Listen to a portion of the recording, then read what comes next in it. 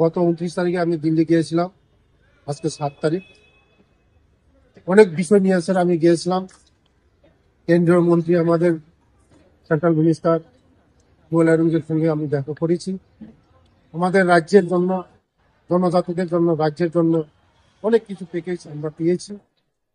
আহ, গত কয়েকদিন হয়েছে আমি গোয়েলারুঙ্গের সঙ্গে আমি দেখা করেছি, এবং তার মধ্যে আহ, গত 35 বছরে 4টা স্কুল আমাদেরকে দিয়েছে, কিন্তু আমাদের সরকার আসার পরে, মোদীজি আসার পরে টোটাল 21 পেয়েছি।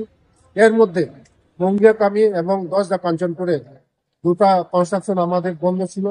এই কনস্ট্রাকশন সিপিডব্লিউর যে কনস্ট্রাকশন ছিল তাদের করার কথা, কিন্তু তারা করতে পারেনি।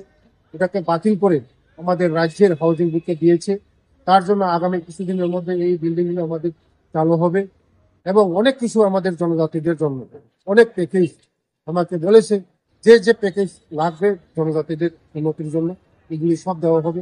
শিক্ষা, পানীয় জল, রাস্তা, সবকিছু আমাদের জনজাতিদের জন্য দেওয়া হবে। তার জন্য আমি মোদীজিকে ধন্যবাদ জানাই, এবং রাজ্যের জনপ্রিয় মুখ্যমন্ত্রীকে আমি ধন্যবাদ জানাই।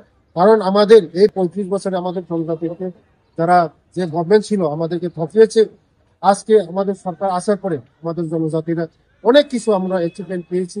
আজকে জনজাতিদের অনেক এগিয়ে গিয়েছি। তার জন্য আমি মোদীজিকে ধন্যবাদ জানাই এবং আমাদের রাজ্যের জনপ্রিয় মুখ্যমন্ত্রীকে ধন্যবাদ। থ্যাংক ইউ, ধন্যবাদ।